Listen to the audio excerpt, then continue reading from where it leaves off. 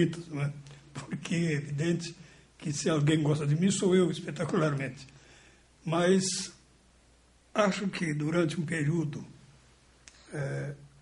da história desse país, eu tive a sorte de ter que tomar decisões absolutamente claras.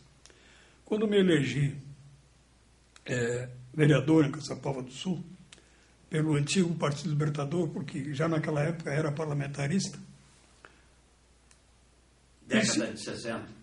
Década de 60. Me elegi em 63. Né? A eleição foi em novembro de 63. Eu fui o vereador mais votado da cidade. Tinha lá 5 mil eleitores. Caçapava era bem menor do que é hoje. Hoje tem 27 mil. Tinha 5 mil eleitores, eu fiz 780 votos, que dentro de um percentual de hoje daria alguns milhares. Eu era recém-formado em Direito. Havia me formado... até a formatura foi depois da eleição, porque foi em março de 64, devido ao problema da segunda chamada que todos tinham que fazer, já que tinham tirado o problema da frequência, e os que passavam por média não precisavam ter frequência. Mas tinha que esperar os que não tinham tido a média e tinham que fazer o exame de segunda época. Recém-formado, deveria ter assumido, e assumia a Câmara, em 31 de janeiro, conforme a lei daquela época. Assumimos, né, nós éramos 11 vereadores naquela época, 5 do Partido Libertador, 3 do Partido Trabalhista Brasileiro e 3 do Partido Social Democrático. Era essa a bancada. Isso ocorreu a posse no dia 31 de janeiro, aquela coisa, quando veio o golpe de Estado em março. Né? Cidade pequena tinha pouca coisa para ferver do problema. O delegado de polícia foi preso pelo Exército, né? Dizendo que ele era do grupo de 11. Houveram alguns quiprocós, né? Quiseram prender um médico que nós tínhamos lá, o Dr. Vitor Lang, por sinal, servia muito mais para ser do nacionalsocialismo do que de qualquer outro socialismo. Já faleceu um médico de grande qualidade, faleceu nos Estados Unidos, mas andava até prendendo o alemão, como nós chamávamos, por equívoco. Alguém disse, ele é comunista e prendeu. Era aquelas coisas Eu hoje, Valduga, acho o seguinte: o Exército Brasileiro tentou, nos últimos episódios nacionais, suprir a falta do poder moderador nesse país. Já que nós desconhecemos o poder de Estado, nós conhecemos o poder de governo. Então não tem quem puxe as orelhas do próprio governo ou dos que cercam o governo, seja na oposição ou seja na situação, como nos regimes parlamentares, onde o chamado poder moderador tem a obrigação de fazer esse jogo de... Não tendo, o Exército dizia, bom, já que não tem poder de Estado, nós somos o Estado, e tomavam conta. Não sou cientista político, mas os cientistas políticos devem analisar isso para ver se a América do Sul, que copiou, muito mal copiado, a ideia presidencialista americana, né, misturou o caudilismo com o presidencialismo, sofreu golpes de Estado um atrás do outro, todos eles foram militares. Por quê? Porque o Exército se achava e é realmente um órgão de Estado. Quando os governos começavam a fazer coisas que o chefe de Estado achava que estava errado, o Exército terminava afastando os governantes. Bom, 64 foi mais ou menos isso, né? O tal golpe para evitar que o senhor João Goulart continuasse no governo. Plantasse a República Sindicalista, República Sindicalista. E uma coisa engraçada, né? Eu me recordo das discussões, eu não era janguista, eu era do Partido Libertador, aquela coisa toda, mas isso não me fazia idiota, não me fazia não pensar as coisas. Não, o Jango é comunista, mas é um comunista com 40 mil hectares, que é a herança que ele tem do pai, cada um deles, ele, a dona Neuza e a outra, que era casada com o deputado Marcílio Loureiro. Não, o Lopes de Almeida, não é? Como é? Não era o Lopes de Almeida? Não. Lopes de Almeida não era o Nai? Não era o Nai. Era um outro que tem uma praça em São Borja com o nome dele lá. Então é Marcílio Loureiro. Marcílio Loureiro. É. E cada um deles recebeu do pai do Jango uma fortuna imensa, que não tinha nada a ver com política, foi ganha lá, herança de família e tal, 40 mil hectares. Isso aí é campo para ninguém botar defeito. Né? Cabia nos 40 mil hectares mais ou menos umas 35 mil reses para cada um. Esse era o homem que dizia... Esse era o homem que dizia que era comunista, o que é absolutamente fantasioso. Era um homem que tinha um senso de dever social, que é outra coisa. Bom, mas derrubaram o Janco e nós ficamos naquela situação que eu, esses dias, quando fizeram uma pequena homenagem a Caçapava, eu ainda chamei a atenção. Que normalmente você se elege vereador vai exercer a sua vereança dentro dos ditames do seu partido. É mais simples. Nós não, nós tivemos que fazer uma opção.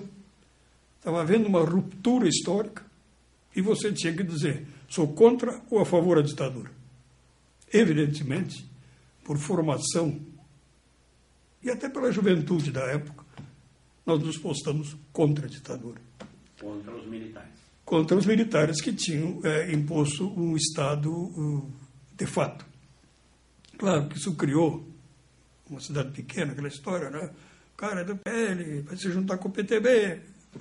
Realmente conseguimos fazer uma aliança através de um homem que Caçapava deve muito a ele. Era um pedreiro, João Manuel de Oliveira, e que tinha uma limitação cultural, mas um senso de política. Ele conseguiu fazer o MDB naquela região. De casa em casa, com simplicidade. Depois de uma conversa com ele, de mais ou menos uns 10 dias, que nós conversávamos quase todas as tardes, eu me convenci que o caminho era simplesmente buscar, não tinha nem MDB ainda, foi no primeiro ano. Ainda existiam os outros partidos. Vocês lembram que quando o Castelo Branco assumiu, ele permitiu que fizessem eleições diretas para governador. Aí o Negrão de Lima, que era PTB, ganhou no Rio de Janeiro, o Israel Pinheiro, que era PTB, ganhou em Minas Gerais, e a direita do Exército não queria que ele desse posse, ele segurou a posse. Isso determinou que eles fechassem primeiro os pequenos partidos.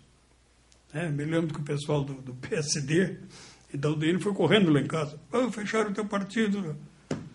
Digo, era o meu partido, mas eu não vou entrar nesse de vocês aí, não com essa ditadura. Ficamos, então, digamos assim, apartidariamente, começamos a trabalhar para fundar alguma coisa que fosse viável. Nós não podíamos, em Caçapava, fazer coisa para o Brasil. Nisso surgiu o general Oscar, o primeiro presidente do MDB era o general, tinha que ser, a figura do partido que seria de oposição. E embora a gente não se houvesse filiado desde logo, por quê?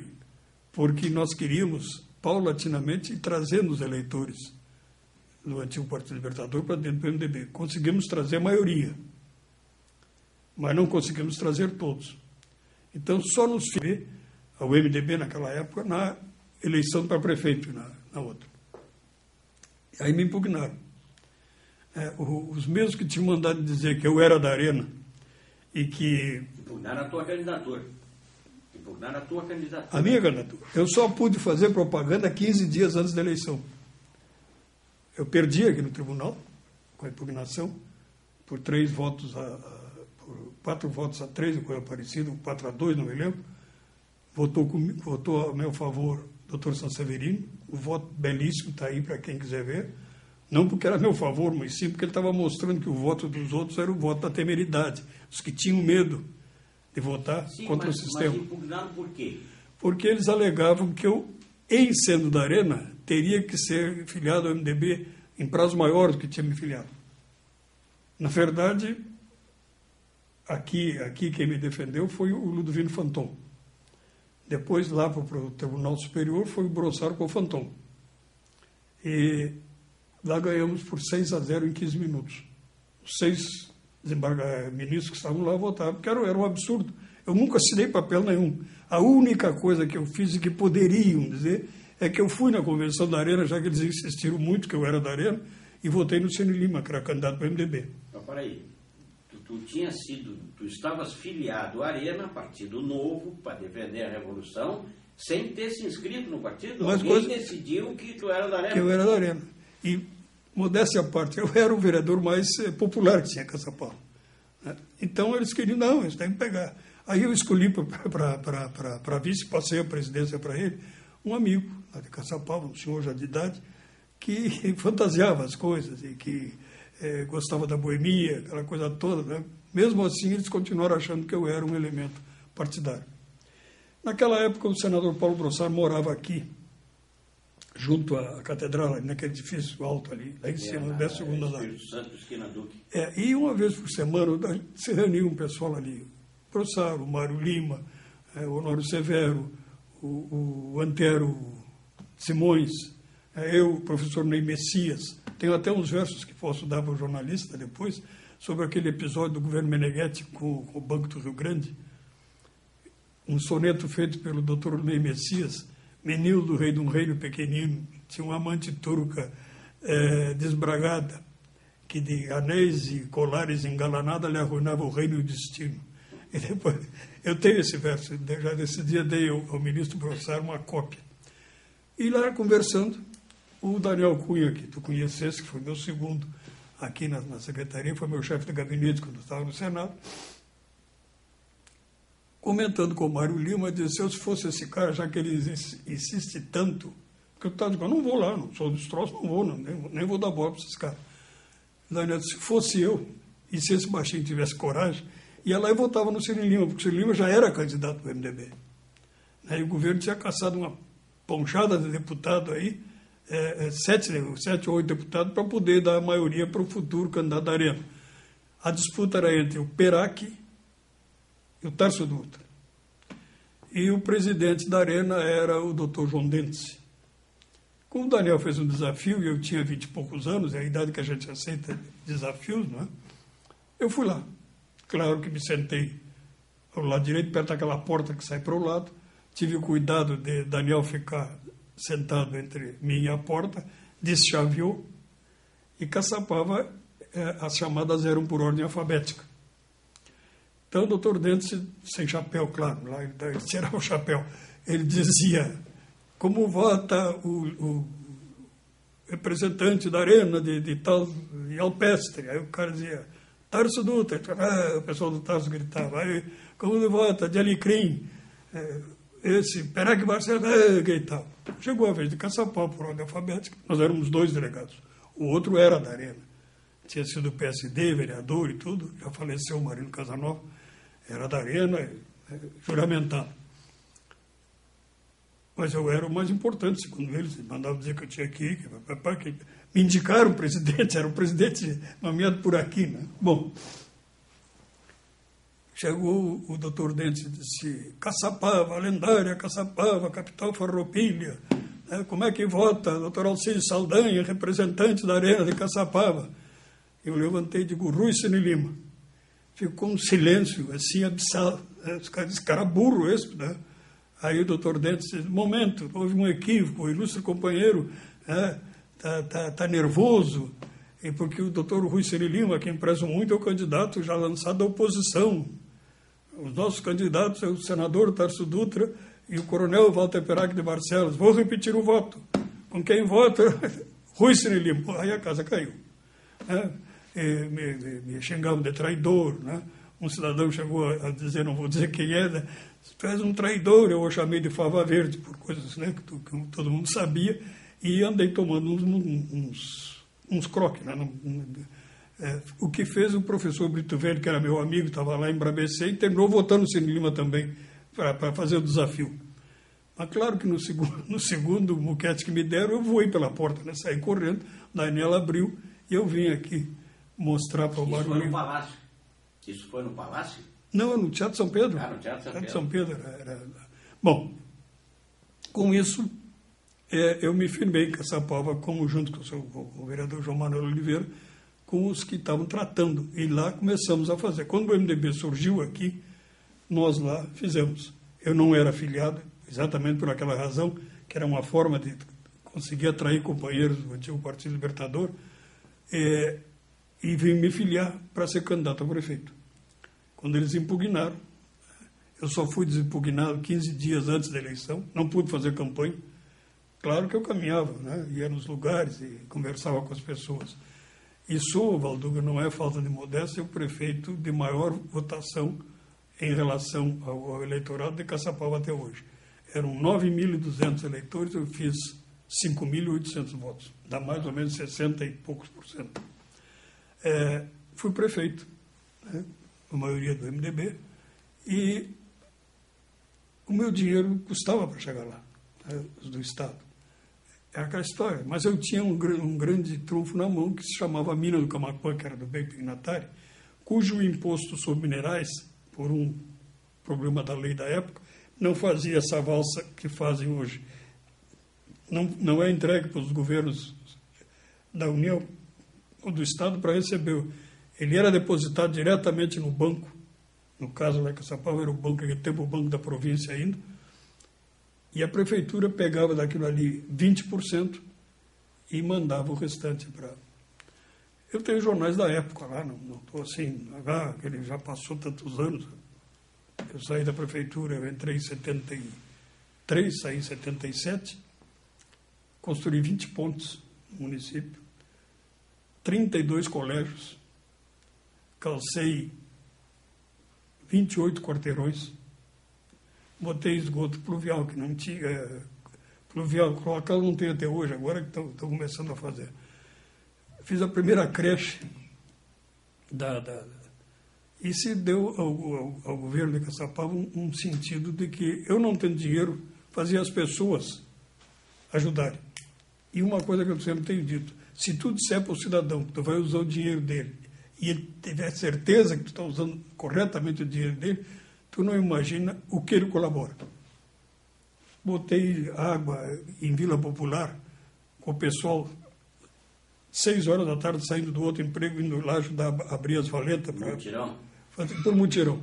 Né?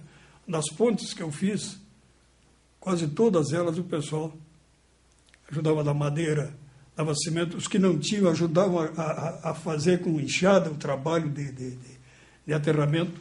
Né? Ou então se ofereciam para trabalhar de cozinheiro para a turma que estava fazendo as pontes. Era uma coisa bonita até para se fazer. Né? Porque o meu dinheiro vinha só quando não dava mais para dizer não.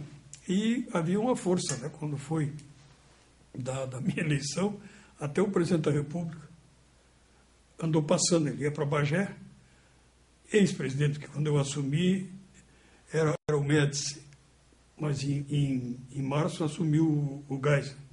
Né? Tive alguns incidentes, algumas coisas bobas, assim, por exemplo, eu mandei tirar os retratos do presidente de toda a prefeitura. Né? E no meu gabinete estava o retrato da foto dos prefeitos, né? A bandeira do Brasil, a bandeira do Rio Grande, a de Caçapava, e chega. E o vice-governador do Estado, Dr. Fetter, era meu amigo pessoal, antigo libertador e homem de campo como eu sou. E foi fazer uma visita em Caçapava e me telefonou. Se eu o recebia, claro que eu recebo. Aí sentamos e tal. E a chefia da Arena da época, hoje amigos, todos eles, mas naquele tempo não, desconfiado, eu era um cara perigoso e tal. Foram juntos, não podiam dizer que não para o vice-governador, mas criaram um ambiente meio engraçado. E um coronel, que eu não sei como é o nome, que era assessor do vice-governador, quando ele sentou no meu gabinete, só tinha o retrato dos prefeitos, a coisa toda, eu vi que ele olhava em roda. Quando eu ia saindo, o doutor Fetter, e eu digo, não vou levá-lo até lá embaixo. E a prefeitura é um prédio tombado, um prédio que temos as farroupilhas, né? Tem uma escadaria que descemos. Quando chegou perto do carro do vice-governador, o coronel me cumprimentou e disse, prefeito, do presidente Médici, do governador Trequês, eu não tenho certeza, mas do presidente Geisel, eu vou lhe mandar uma foto para o senhor botar no seu gabinete amanhã. Digo, junto, mande a lei que me obriga a botar, porque o que tinha lá eu tirei. Ficou aquele negócio assim, e o vice-governador disse, fulano, né? Olhou para mim e disse, desculpe a grosseria, eu estou acostumado, governador. São fatos que eu conto porque existiram, e Caçapava conhece. Né? Mas não foi nada excepcional. Agora, eu vou dizer que antes do Dr. Brossard entrar para o MDB, eu já estava lá. E até a nossa forma de trabalhar, Daniel, Maricides Macedo, eu, velhos lidadores do antigo Partido Libertador da região, Dr. Alberto Severo, que fez até a Revolução de 32, e facilitaram que o Dr. Brossard viesse para o chamado MDB-2, que foi a primeira vez que ele entrou na sublegenda. E eu estou dizendo isso não é para me gabar, como diz os outros. Peguem um livro que ele escreveu e ele conta o incidente. Quando ele foi candidato a segunda vez, que ele não queria concorrer, na primeira ele havia perdido, eram 2 vagas, né? Ele e o Dr. Geraldo Mochá da Rocha perderam para o Tarso Dutra e o Krieger, né? E ele não queria na segunda vez. Aí fizemos uma reunião em Caçapava, eu até estava procurando as fotos que eu tinha, mas esse negócio do partido não ter sede, e a cada eleição aluga uma sede, muda o presidente, deve estar por lá, mas eu ainda tenho, qualquer dia, se eu achar mais alguma coisa, eu trago para o Brasil. O partido fez uma reunião regional lá. E eu fui lá na fazenda do professor, está lá no livro dele, ele diz isso, buscá-lo e trazê-lo para que ele conversasse com o doutor Simão, com o doutor Brusá Neto, com a chefia do partido. Depois de 2 horas, ele aceitou a candidatura, com o doutor Ney Brito de suplente. Né? De forma que eu até sinto assim, que não que o MDB me deva coisa alguma, mas que fiz alguma coisa capaz de dar ao partido condições de combate, como foi naquele período em que o senador Brossard se transformou no cutelo que batia firme na ditadura. E com isso fiz uma carreira política modesta. De prefeito, depois, Saldanha, viesse para a Assembleia. Eu não fosse federal. Eu fui federal e estive no Senado. Eu estive senador. Sim. E estive deputado federal. Eu nunca fui candidato a deputado estadual, até porque regionalmente havia problema para outros companheiros que se eu me candidatasse, morreria abraçado com ele lá. Não. Eu fui senador na suplência do senador Pedro Simão, naquele período. Quando? De fevereiro de 86, de 85 a fevereiro de 86. 86 ele voltou ao Ministério, ele saiu do Ministério e voltou ao Senado para fazer a campanha dele para governadora, que é Sim. aquela que ele perdeu para o Jair Soares. E eu saí e me candidatei a deputado federal. E vou contar o seguinte, pela lei eu teria direito, eu era suplente, estava atuando, mas o Odacir me disse que queria se candidatar ao Senado. Imediatamente, já tinham feito uma espécie de uma prévia. Lá na fronteira eu ganhei, que era a minha zona, entre eu e o Guazelli. Quando eu gosto do Klein dizer isso, eu digo, não, estou fora, vou para o deputado federal, e o Klein fica. Infelizmente, 2 companheiros da época exigiram a sublegenda. Né? O companheiro... Ah, meu Deus. O juiz de o doutor Bisol. Qual? O Bisol foi né? Sim. Então ficaram 3 candidatos ao Senado, né, para 2 vagas. Ou 4 candidatos ao Senado. Né? O Fogaça foi um, o Bisol foi outro, o Odacir e o João Gilberto. A chapa Odacir e João Gilberto foi derrotada, digamos assim, pela Bisol Fogaça. Com isso, me faltaram 200 votos para assumir a efetividade de deputado federal. Aí eu vim ser secretário de Minas e Energia quando o Simão assumiu o governo. Mas naquele período, depois da eleição do Simão para o Senado, eu vim para a Assembleia, onde fui chefe do GAS, do Gabinete de Assessoramento Superior. Trabalharam comigo o Cristiano, o Paulo Loguércio, o Dilan Camargo, a Yara Coelho, que que era a turma que formava. O André também não? Não, o André já era da assessoria direta do Simão, e o Brasil estava comigo lá no GAS também. Esse gabinete era importante porque não era escrever coisa para deputado, era dar para os deputados as condições de fazerem um trabalho mais aprofundado. Tivemos até alguns incidentes com alguns deputados que queriam que se escrevesse o discurso para eles. Não, está aqui os dados, você vai fazer o discurso. E uma vez nós fizemos, o deputado Testa era muito amigo, tá, não, bem, eu falei, eu fiz. E ele falando, eu estava lá na plateia, e ele olhou e disse, mas não está lindo o nosso discurso, porque lembra do Testa, né? Era um brincalhão, era um homem muito meu amigo, inclusive. Depois do GAS, eu fui diretor-geral da Assembleia. Tive só 6 meses e nós perdemos a mesa do Rospide na Justiça. Anularam, não sei o que era, e assumiu o Ayrton Vargas. Então eu fiquei como diretor-geral mais ou menos uns 6 meses. Deputado federal eu assumi na Constituinte quando o Brito veio se candidatar a prefeito, aquela que ele perdeu para o Alceu. E eu fiquei lá aquele período de agosto a dezembro. Assinei a Constituinte, constei lá. Depois, no outro ano, eu voltei a assumir quando o Ponte, que era deputado efetivo, foi ser chefe da Casa Civil do Sarney. Eu assumi, né, ajudei a dar posse para o Collor, infelizmente, mas estava lá na Assembleia. No Senado eu estive aquele período de janeiro a janeiro, no período em que o Simão esteve no Ministério da... E eu estava me lembrando, dei hoje para o Rômulo ali, as propagandas, né, para os suplentes, que não constavam. Naquela época constavam da chapa, os nomes embaixo.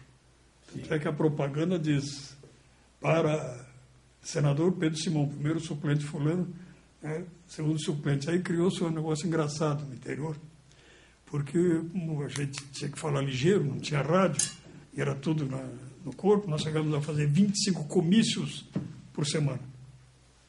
Então, se era o seguinte, o Simão ia para um, o Sprander ia para outro, eu ia para outro, depois nos cruzávamos até os encerramentos.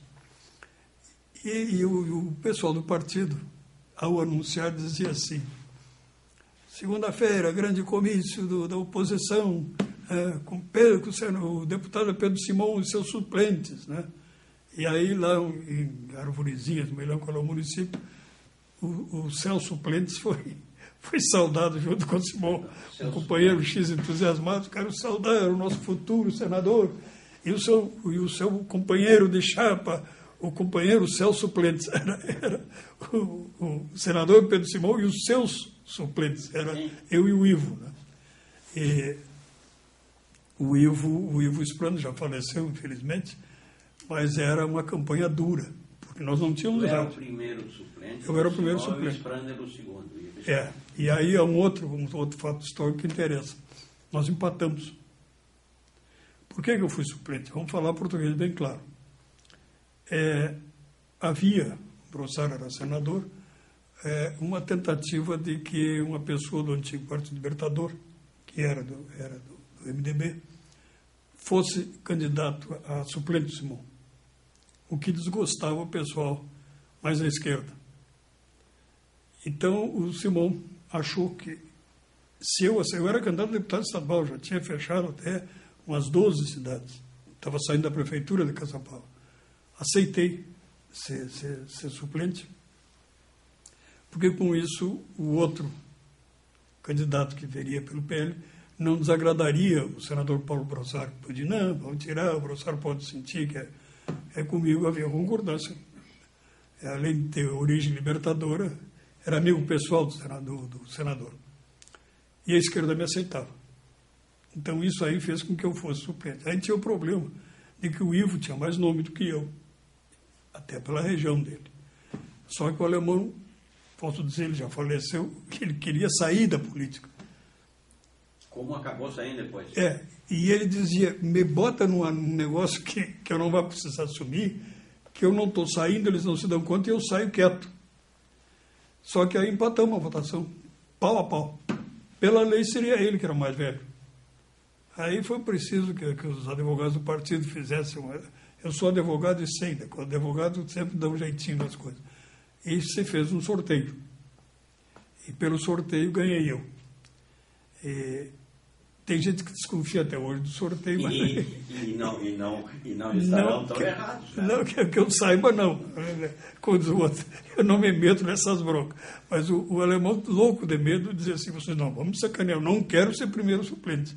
Porque ele queria sair fora, como de fato saiu, foi trabalhar nos moinhos do Grandense, aquela coisa toda.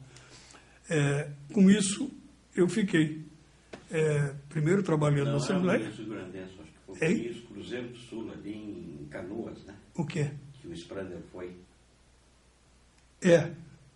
Eu não sei, era um negócio de trigo, né?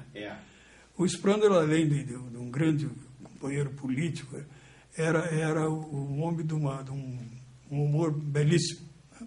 A gente vivia cansado. Nós saímos daqui segunda de madrugada e voltávamos na sexta-feira de noite.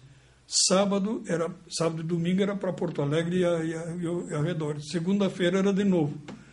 E aquilo cansava, e aquela correria. E eu tenho uma série de coisas, até estou botando um livrinho lá, depois vou dar para o Brasil, de fatos que aconteceram na campanha. E o Ivo sentava e dizia assim, tu não conhece lá em cima o Rio Grande. Quando os caras me chamaram, deputado Sprander, é zona de pelo duro. Mas quando disseram, mas o Sprander é alemão.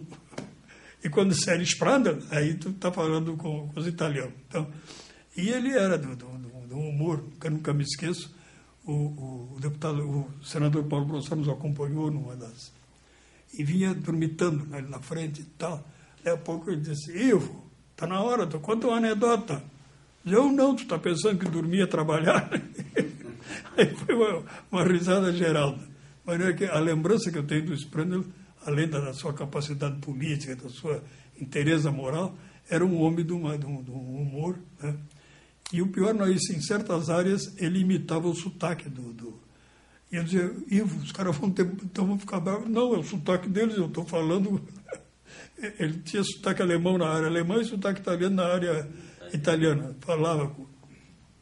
Mas essa campanha foi uma campanha que teve coisas engraçadas. Por exemplo, aquele rapaz que escreveu um livro, o Tarso Recorde, eu acho que é. Paulo de Tarso. Paulo de Tarso Recorde. Botou algumas coisas que eu contei, mas ele botou praticamente aquela do Santo Cristo. Né? Tocou para mim abrir Santo Cristo para esperar que o Simão viesse. Tinha lá um cidadão, um companheiro nosso, o tio professor Germano, que não tinha dúvida pela roupa azul marinho, a gravata azul escura, camisa branca, que ele era professor, a forma, e ele com o microfone. E eu cheguei, né?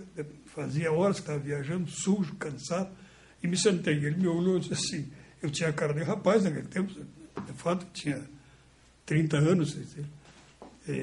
Disse, o que é que tu quer aí, rapaz? Eu disse, eu quero ser o primeiro suplente do deputado Simão. Ele olhou e disse, tem certeza? Tenho. E vou te dizer mais, ele vai chegar daqui a pouco e ele tem que falar em seguida, porque ele vai falar aqui e tem que falar no... Então não fica enrolando quando ele chegar. Tá. O bom alemão disciplinado, o Simão entrou, daí a meia hora, e estava uma criatura falando lá, ele pegou e tomou o microfone e disse, chega, agora chegou o Simão, que ele não é muito alto, mas é um grande homem.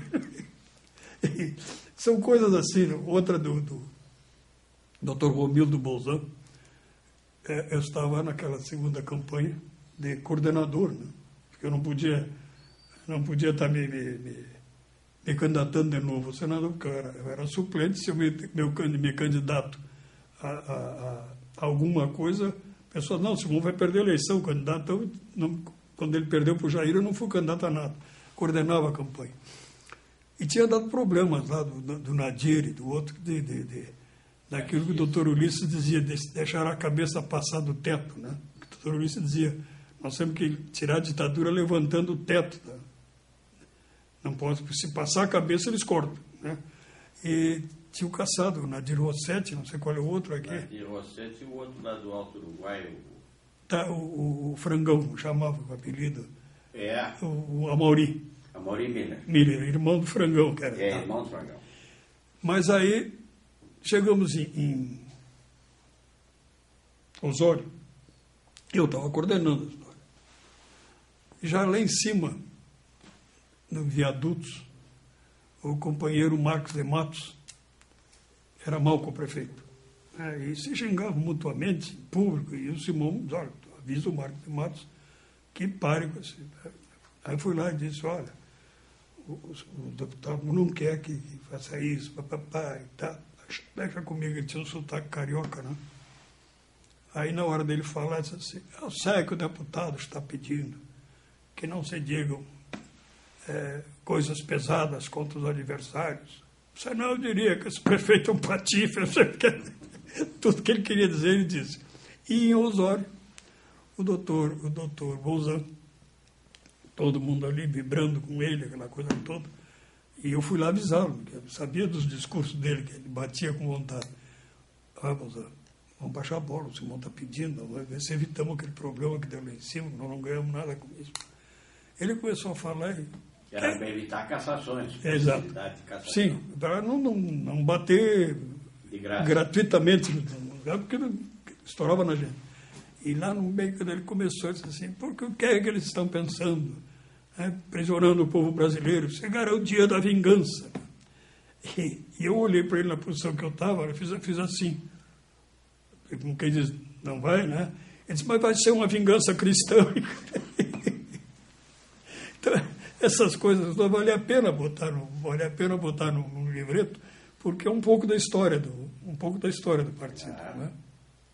De forma que a minha história, como dizia os versos do Teixeirinha, a minha história é muito simples. Né? Em poucos versos a gente conta tudo o que se passa. Fui vereador, ingressei no MDB na fundação, na coisa. Fui suplente do senador Pedro Simão, estive no Senado, aquele período que ele esteve Aliás, é o único suplente de Simão que assumiu. Né? Isso aí, ele ficou todo assim, digo, mas tu não tinha nenhum compromisso, teu compromisso era ganhar a eleição do Jair, para mim ficar 4 anos no Senado, tu me deixou 1 ano só, né? Está me devendo 3 anos no Senado. Mas essa história que a gente se formou, lá no Senado eu consegui ganhar um prêmio. Esse cidadão que agora é o homem ministro do Lula, Franklin, era repórter do Senado lá. Né? E eu tentei, me deu um negócio, botou lá no jornal que eu era o melhor suplente em atuação, a coisa toda. E Deus me perdoe, mas eu cheguei a ser vice-líder do governo Sarney lá no Senado. Né? O que eu ia fazer? Era o cara do Pará, que era o líder, e há pouco lá eu assumi isso aí um período. Me foi extremamente útil. Depois estive na Constituinte, né? Terminei constando do livrete aquele, né? Nesse período que foi de agosto, inclusive, a dezembro, quando o Brito concorreu aqui a prefeito. Depois ainda peguei de fevereiro a abril, quando eu saí, porque queria ser candidato,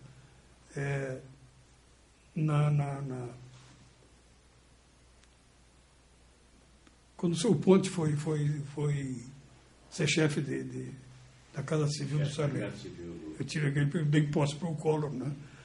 Conheci o Fidel Castro, que sentou do meu lado lá, estava na posse do Collor.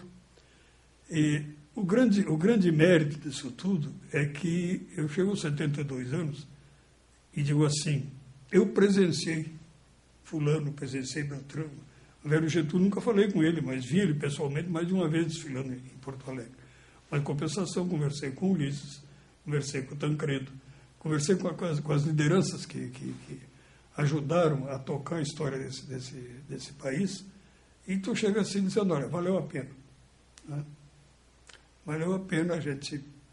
Terminei depois ministro no governo do Fernando Henrique, porque fui convidado pelo Odacer Klein para ser secretário executivo. E os secretários executivos eram cargos políticos. Então, o ministro não escolhia o secretário executivo. Acontece que o Odacer, para aceitar o ministério, exigiu escolher o secretário. E como eu tinha sido companheiro de Senado do Fernando Henrique, um período a gente se conhecia, e como quando ele vinha a Porto Alegre eu era tesoureiro do partido e às vezes tinha que sair pelo fundo pela casa dos câmaras aqui, porque tinha gente querendo pegar ele aí na saída. Quando o Daci disse que só aceitaria se pudesse escolher o secretário, já que é o vice-ministro, né? E o Fernando Henrique disse, também faz uma lista tríplice. Disse, eu não tenho lista tríplice, eu tenho fulano. Ah, não, esse pode. Então fiquei de secretário executivo do Odacir de janeiro de 96 a segundo dia de agosto do mesmo ano. Nesse dia houve um incidente do automóvel com o filho do Odacir, e ele, apesar do Fernando Henrique dizer que não tinha problema, ele renunciou. E eu fiquei, então, como interino. E acho que foi o interino mais duradouro que teve na Globo, porque eu fiquei de interino de agosto até junho do outro ano. Saí em 1º de junho, fui substituído pelo doutor Elisa Padilha. Esse período exerci o ministério. E fiquei com a placa lá na 101, que foi quem buscou o resto do dinheiro e aplicou até Florianópolis ali. Tem uma foto aí, quando foi estavam abrindo o começo da estrada ali. E depois disso, o governo Fernando Henrique me indicou para ser regulador da ponte de São Borja, que tem o DELCON, Delegação de Controle, que é, na verdade, uma regulação, porque lá a ponte foi feita pela Impergil, que é italiana, né? E lá eu fiquei até o governo Lula indicar um outro, né? E daí vim para a GERGS, por indicação do Rigoto, e saí agora da GERGS, agora o mês passado, dia 21, venceu meu mandato de 4 anos, voltei para Caçapava, né? E levei um laptop e vou escrever algumas coisas antes de morrer, né? Porque eu já fui quase convocado, em fevereiro dei uma batida com o carro, né? Quebrei 9 costelas, furou o pulmão, foi uma anarquia. Mas o cara lá de cima, acho que, não, deixa esse cara lá, precisa de oposição. Saldanha, qual é a tua avaliação hoje, tantos anos passados, que fosse deputado constituinte, da Constituição do Brasil? Bom, em primeiro lugar, quando se começou, eu antes da Constituição fui senador, né? E fiz um pronunciamento, né, que se chama o parlamentarismo constituinte, apresentando, né, que eu sabia da quantidade de parlamentaristas que tinham lá, principalmente para desmanchar dois equívocos a respeito do parlamentarismo no Brasil. Primeiro, o Império não chegou a ter parlamentarismo. O Império tinha um exercício parlamentarista, mas não era o parlamentarismo dentro das suas características básicas, né? O imperador, se quisesse, podia indicar o primeiro-ministro. Mas era uma tendência que pacificou o país, inclusive. Porque no período do segundo reinado, passado da maioridade de Dom Pedro, em que se começou a praticar um tipo de parlamentarismo, só teve guerra externa, a do Paraguai. Internamente acabaram os problemas. Recomeçaram na República Presidencial, né? Quando a ideia positivista, né, que dizia que o poder era para ser uma ditadura científica, né? E eu até tenho obras do Dr. Borges, por exemplo, eu tenho com a assinatura dele, ele era sogro do meu tio, que ele se rendeu quando ele escreveu o poder moderador na República Presidencial. Era uma espécie de arrego dele com os parlamentaristas, né? Mas essa tendência que a República trouxe, eu não sou monarquista, esses dias eu estava aí no movimento, o cara, não, porque nós somos monarquistas, eu não sou, eu não vou lá, não é esse o problema. Eu não confundo alhos com bugalhos. Mas a verdade é que a República Brasileira, que nasceu por influência maior do Benjamin Constant. Esse é o fundador da República. O Marechal, o Deodoro, era um marechal. Ele queria derrubar o Ouro Preto, de quem ele tinha se tornado inimigo fegadato. Mas lá pelas tantas, terminou derrubando o imperador. Bom, o positivismo é uma filosofia autoritária. Cria aquela história de eles têm até um templo. Porto Alegre é o único no Brasil que tem um templo ali na frente do Cinema Avenida. E o Barão Tararé, eu tenho os livrinhos dele, ganhei botar no Senado, as máximas e as mínimas do Barão, faz gozações enormes a respeito do autoritarismo. Por exemplo, para os positivistas não tinha Assembleia Legislativa. Era Assembleia de Representantes, era um tribunal de contas. O Barão de Tararé chegava a dizer que para os positivistas brasileiros a moral era de tal sorte que era só financeira. Ele chegava a dizer o seguinte: dorme com a minha mulher, mas não mexe no meu bolso. É claro que em tom de brincadeira. Mas essa filosofia serviu para criar, digamos assim, uma tendência autoritária que é quase, ela brota sozinha. Cada um pega o governo, daqui a pouco está se encaminhando para lá, precisa até fazer força para não ser. No livro que escrevi sobre parlamentarismo, até fiz uma assinatura daqui, né? Tem o Olívio veio aí, o pessoal me levaram o livro. Eu escrevi o livro por quê? Primeiro porque todos os livros que eu pegava antes da eleição, do plebiscito, eram de altas indagações. Mas quem ia decidir não eram os professores, era o povo em geral que tinha que ter pelo menos uma ideia do que era. Então aquele livrinho é livrinho. É por gosto que ele é... Guia. É por gosto que ele é simples. Nas primeiras 10 páginas, você aprende tranquilamente o que é monarquia, o que é absoluta, ou não, o que é república. Depois, na república, né, os tipos de sistemas de governo. Né? Você tem presidencialismo, o congressual, o convencional, colegiado e o parlamentarismo. O presidencialismo é uma invenção, pode ser até genial, mas é uma invenção humana.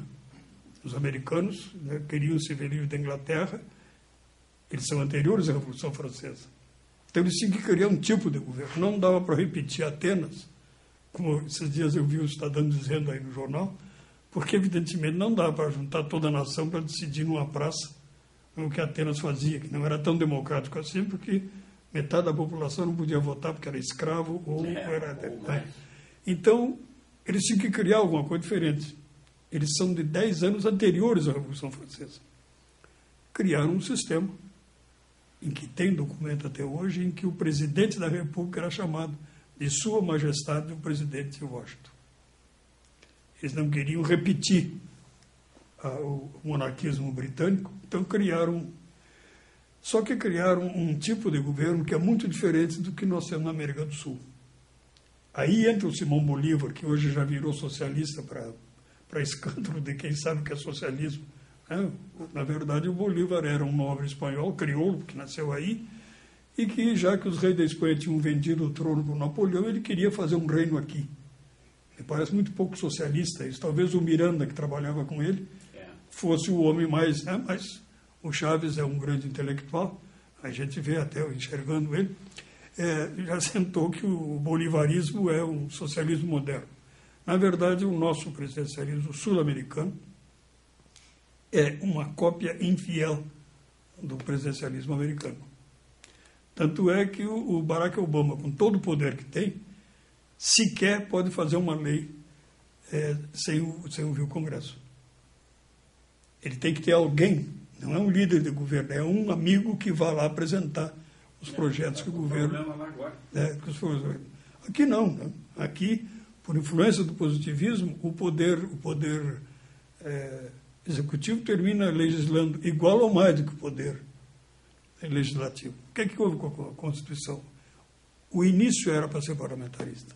Até a metade, até o Centrão se dá conta que no parlamentarismo teriam que se comprar mais pessoas para se fazer o que eles queriam fazer, aí virou presidencialista.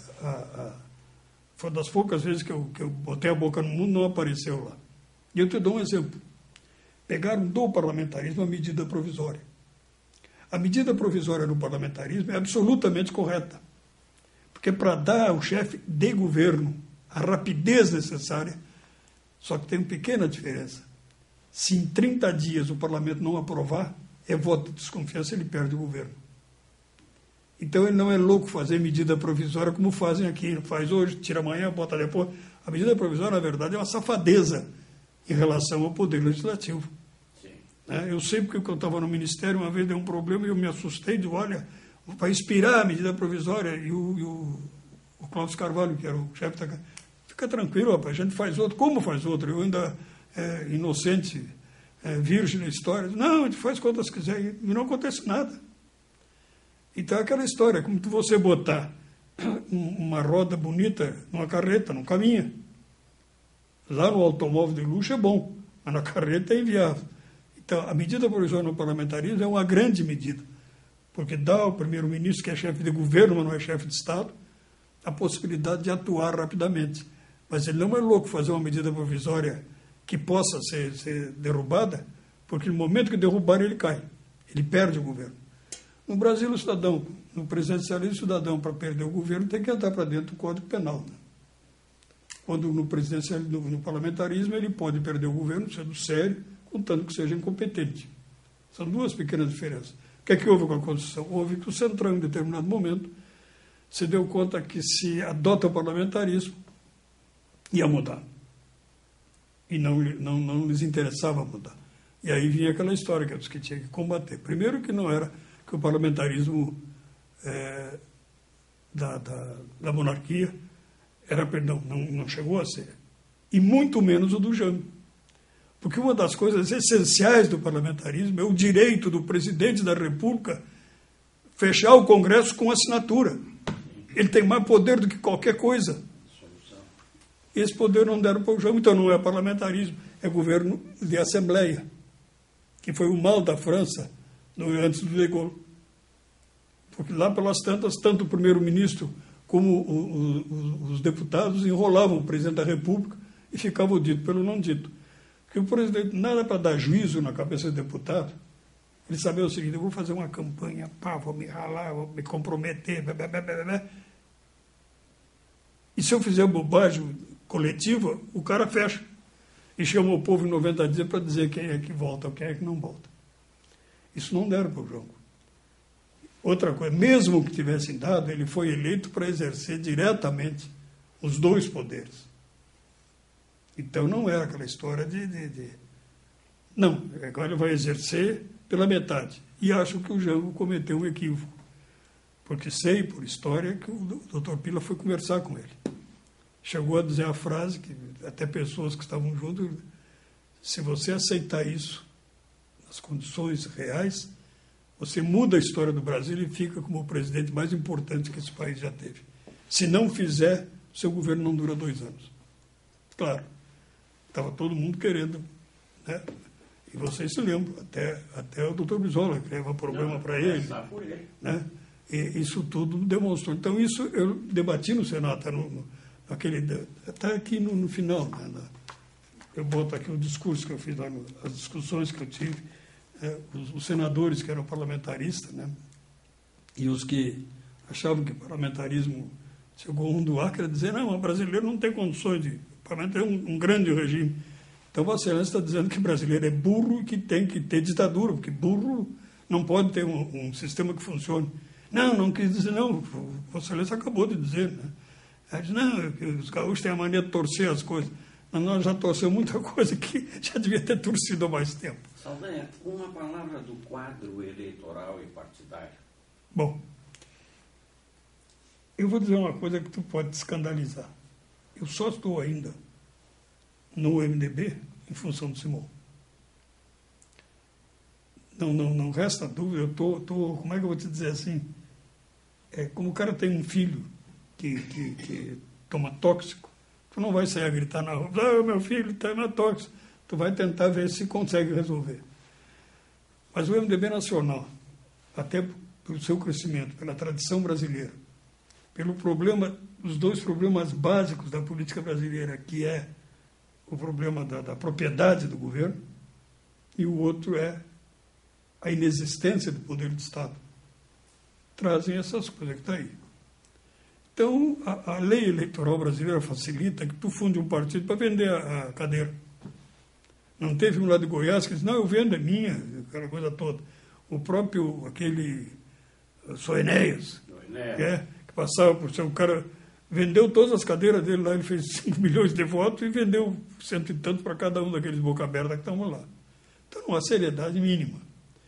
Toda vez que tu tirar do Congresso as condições de realmente participar do governo no termo de ter ação, o que ele vai fazer? Falar mal da mãe do presidente? Dizer que a mãe do presidente não é séria, que a mulher do presidente é desonesta? Isso não é democracia em si. A democracia consiste em que os poderes possam trabalhar de forma adequada, cada um fazendo o que lhe é devido. O que é que tem que fazer o nosso Congresso? Alguma lei, alguma coisa que o presidente veta, outra coisa. A inexistência partidária me assusta. É muito comum sair na rua e o cara dizer assim, eu nunca votei no seu partido, mas no senhor eu voto, porque eu lhe quero... Não devia votar, meu filho. Eu penso muito diferente de ti, vou fazer exatamente as coisas que tu não quer. Aí tu vai me chamar de traidor. Não, mas eu acho que tu não tem que achar, tu tem que ver qual é a agremiação, qual é o lado que te serve. Nós não temos isso. Tu atira o laço, é uma loucura. Né? Dá reacionário para tudo quanto é lado, é um inferno. E o partido do governo tem um imã, né? Começa a atrair. Se tu não tem um partido de verdade, se tu não tem um partido que seja mais do que uma legenda para a eleição, como é que tu vai governar se tu não pode governar sem a maioria? Porque se tu tem partido de verdade, tu vai negociar com o partido na base ideológica. Bom, vou botar os comunistas no meu governo. Tá? O Partido Comunista é terrível.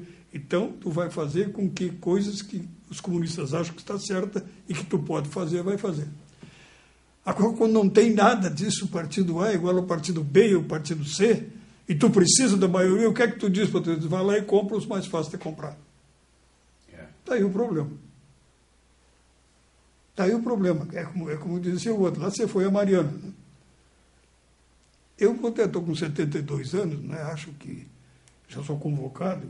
Em fevereiro, quase, que a convocação foi verdadeira, bati num carro, outro cidadão lamentavelmente morreu, eu quebrei 9 costelas, furou o pulmão. Eu estou em recesso, eu estou atendendo o Brasil. Obrigado. Né? Foi lá, eu vou lá. Mas se o Simão dissesse assim, olha, eu parei, quer dizer, 2. Lá em Caçapava, minha terra, os caras vêm, os moços, eu digo, olha, vocês têm que fazerem assim. O senhor, não vou lá. Estou neurastênico, estou velho. E, acima de tudo, achando que esse país está num negócio terrível. Nós estamos fazendo, olha, que eu vou te dizer, quando deu o segundo turno, eu não votei no Alckmin. Votei no primeiro turno, eu votei nele. No segundo, eu digo, mas esse cara... Votei no Lula. O Lula não é marxista. O Lula é um operário que quer ver se consegue ajudar os outros operários a viver menos pior. Faz bobagem, faz, mas não é marxista. Agora o Tarso é. Aquele que caçaram o deputado, o que era chefe da Casa Civil. Zé do Céu. Aquele é. Eu não tenho nada com os marxistas, até quando estudante, andei metido no meio, fui presidente da UJC no Rio Grande do Sul e tal. Mas eles levam um negócio sob um ângulo quase religioso. Tanto é que o Zé Dirceu viveu 20 anos com uma mulher sem dizer quem era ele, por disciplina partidária. Aí o dia que deu, diz, minha filha, eu não sou casado contigo porque eu não sou o Antônio, eu sou o Pedro. Isto aí é perigoso. Nós estamos fazendo hoje no Brasil, fundando aquilo que afundou a Argentina, que foi o peronismo. Muito bonitinho, dá um presente para fulano. O nosso ministro comunicações. Ontem eu estava vendo ele na televisão, com toda aquela cabeleira. Velho quadro. Belíssima a cabeleira dele, quem me dera ter uma daquelas assim. Quer fazer o telefone? Como é que é o nome do troço? O Lula dá a Bolsa Família, agora ele quer fazer a Bolsa Telefone. Eu pensei que era brincadeira e vi ele dizendo. Mas isso aí é de uma falta de vergonha horrível. Não, mas o operador, mas claro que tem direito. Agora, isso aí é uma bandalheira para fazer negócio com as firmas de telefone. Está na cara. O populismo e o patrimonialismo liquidam as coisas. Eu sempre dizia, fiz uma palestra lá em São Paulo, para a universidade, lá em o campo de Araraquara, né, falando sobre isso. Quando eu comecei a falar a diferença entre governo e Estado, metade da turma da faculdade de Direito, mas é mesmo e tal. Aí um cara, um professor, coitado, disse, eu não concordo com o senhor, eu não acho que não tem diferença de governo e Estado. Eu ganhei o senhor e o Luís XIV também, né? Só que ele viveu uns 200 anos antes do senhor. No momento que não há diferença de governo e Estado, tu começa a confundir o governo, o Estado com o governo. Começa a ficar feio. E aí tu começa a confundir o governo com o teu partido, fica mais feio ainda. E aí tu confunde o teu partido contigo, que é o que está acontecendo com o Lula. Aí nós temos a criação de um peronismo, com um sindicalismo cheio de defesa. Até o Paulinho é chefe de sindicato global, né? E o demérito que isso aí pode criar. Eu me apavorei na Argentina, quando eles fizeram essa última eleição, que o Vesgo ganhou. Tinham 5 candidatos peronistas. 5. 3 que não eram. 5 eram... Não era sublegenda, era 5 peronistas, tal, pelo jeito, um contra o... Eles têm o Dia de la Fidelidad, em novembro, agora é o dia que, né, rezam pelo partido. Não é partido, não é político. E nós herdamos dos espanhóis e dos portugueses o problema de que eu sou governante, então é meu. O palácio é meu, a casa é minha, então eu posso dar para o meu irmão, para o meu parente. E outra coisa que eu me convenci, né? E eu não sei se eu era meio bobo, mas eu nunca quis agarrar o que não era meu. Não,